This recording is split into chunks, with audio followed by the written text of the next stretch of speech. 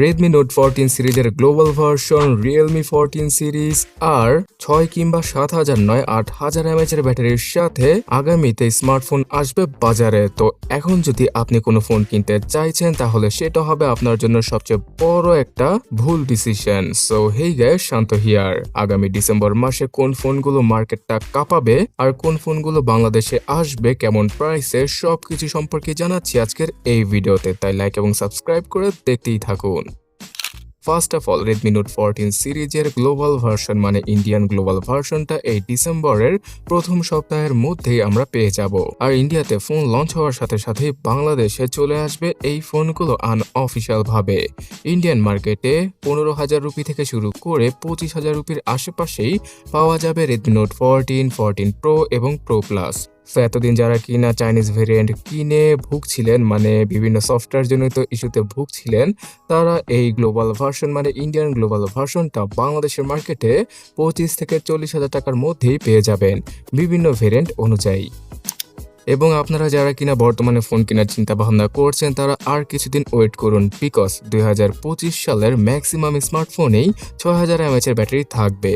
আর 25 সালের মাঝে বরাবর সময়ে এই ব্যাটারি ক্যাপাসিটিটা 7000 mAh চলে যেতে পারে, এমনটাই জানিয়েছে আইসিনেভার্স। তাছাড়া সবচেয়ে ইন্টারেস্টিং ব্যাপার হচ্ছে গিয়ে মিড রেঞ্জের যে ফোনগুলো আসবে সেখানে নাকি 8000 mAh এর ব্যাটারি যুক্ত স্মার্টফোন আমরা পেয়ে যাব। এই সব কিছুই পসিবল হচ্ছে সিলিকন কার্বন ব্যাটারির মাধ্যমে, যে ব্যাটারিগুলো কিনা অল্প জায়গার মধ্যেই বেশি ক্যাপাসিটি দিতে পারে। সো আপনি আবার এটা ভাববেন না যে ফোন অনেক বেশি মোটা হয়ে যাবে। ফোনের সাইজ সেই 200 গ্রাম থেকে 250 গ্রামের মধ্যেই থাকবে, বাট ব্যাটারিটা অনেক বেশি হিউজ হয়ে যাবে। আর এই কারণেই ফোন কিনতে হলে আর কয়েক মাস ওয়েট করুন, বিকজ একবার ফোন চার্জ দিয়ে 2 থেকে 3 দিন অথবা 5 দিনের মতো ইউজ করার মতো সুবিধা নিয়ে আসছে স্মার্টফোন ব্র্যান্ডগুলো আগামীতে। সো ব্যাটারির কথা যেহেতু বলছি, রিয়েলমির GT Neo 7 এই স্মার্টফোনটা, যেটা কিনা ফ্ল্যাগশিপ স্মার্টফোনও বলা চলে, সেটা 7000 mAh এর ব্যাটারির সাথে আসবে। পাওয়া যাবে 80 ওয়াটের চার্জিং স্পিড এবং এখানে স্ন্যাপড্রাগন 8 Gen 3 অথবা Dimensity 9400 এর মতো চিপসেটকে হয়তো আমরা পেয়ে যেতে পারি।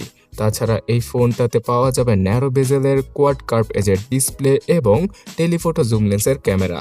সো এই ডিভাইসটা ডিসেম্বর মাসে চাইনিজ মার্কেট কাঁপাবে। আর আগামী বছর থেকে 40 অথবা 45,000 টাকা বাজেটে আমরা বাংলাদেশের মার্কেটও পেয়ে যাব আনঅফিশিয়াল ভাবে। আর এদিকে রিয়েলমি কয়দিন পর পরই তাদের নাম্বার সিরিজের ফোন বের করে, এটা হয়তো আপনারা সকলেই জানেন। তারই ধারাবাহিকতায় রিয়েলমি 14 সিরিজ চলে আসছে। এখানে অনেকটাই Redmi Note 14 সিরিজের মতো স্পেসিফিকেশন থাকবে এই ফোনগুলো, যেমন স্ন্যাপড্রাগন 7S Gen 3 এর মতো চিপসেট, 6000 mAh এর ব্যাটারি আর জুম লেন্সের ক্যামেরা, তার পাশাপাশি 3D কার্ভ অ্যামোলেড লেভেলের ডিসপ্লে। তবে এবার 1.5K তে রেজলিউশনটাকে সুইচ করতে পারে রিয়েলমি। তবে এই রিয়েলমি 14 সিরিজের রিয়েলমি 14 ফোনটা শুধুমাত্র Dimensity 7025 এর মতো একটা বেসিক চিপসেটের সাথে আসতে পারে। তো এগুলোর প্রাইস অনেকটাই Redmi Note 14 সিরিজের মতোই হবে। সো রিয়েলমির পর্ব শেষে এবার জানাচ্ছি কিছু ফ্ল্যাগশিপ ফোন সম্পর্কে, যে ফোনগুলোতে কিনা 6000 mAh এর ব্যাটারি সর্বনিম্ন রয়েছে, যেমন OnePlus 13, Realme GT 7, iQOO 13 সহ ইত্যাদি ইত্যাদি। সো এই ফোনগুলো আনঅফিশিয়াল মার্কেটে বর্তমানে বাংলাদেশে পাওয়া যাচ্ছে। আর এগুলোর গ্লোবাল ভেরিয়েন্ট ডিসেম্বর থেকে জানুয়ারি মাসের মধ্যেই আমরা পেয়ে যাব।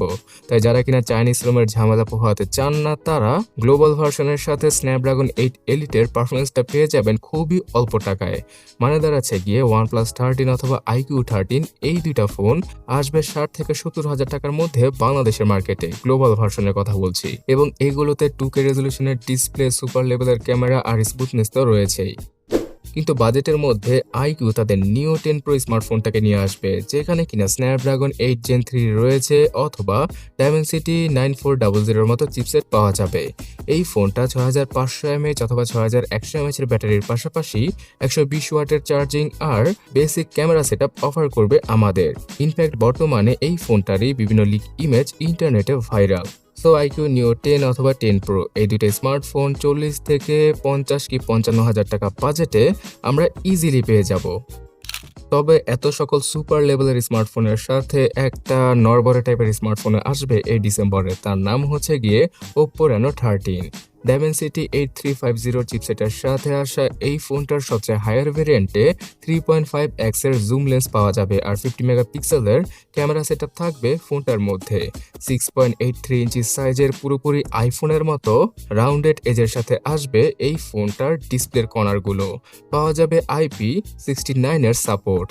সো এইরকম একটা স্মার্টফোন হয়তো আপনারাও ভাবছেন যে 40,000 টাকার আশেপাশে আসলে মন্দ হয় না, কিন্তু ওপো এই ফোনটাকে অনেক চড়া মূল্যে মানে 60 থেকে 70,000 টাকায় লঞ্চ করবে। বলেন কি? তাছাড়া বাংলাদেশে এটার মনে হয় না যে সবচেয়ে হায়ার ভেরিয়েন্টটা আসবে, লোয়ার ভেরিয়েন্টটাই পাওয়া যাবে 50,000 টাকা বাজেটে। কিন্তু আমার কাছে সবচেয়ে ইমপ্রেসিভ লাগবে ভিভোর X200 সিরিজ।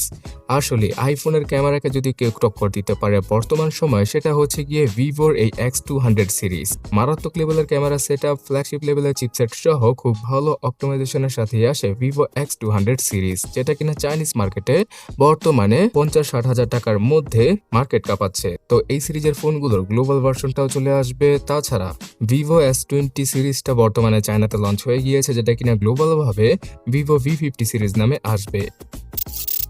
তবে যারা কিনা গেম পাগল তাদের জন্য আসুসের ROG Phone 9টা চলে আসবে এই ডিসেম্বরে স্ন্যাপড্রাগন 8 এলিটের সাথে। এই ফোনটার সবচেয়ে ইন্টারেস্টিং ফিচার হবে গিয়ে এর ডিসপ্লে। একটা স্মার্টফোনের মধ্যে সর্বপ্রথম 185 হার্জের হায়ার রিফ্রেশ রেটের ডিসপ্লেকে আমরা পেতে যাচ্ছি। আর সেই ফোনটাই হচ্ছে গিয়ে ROG Phone 9। 5800 কি 6000 mAh ব্যাটারির সাথে আসা এই ফোনটাতে বিভিন্ন গেমিং ফিচার পাওয়া যাবে।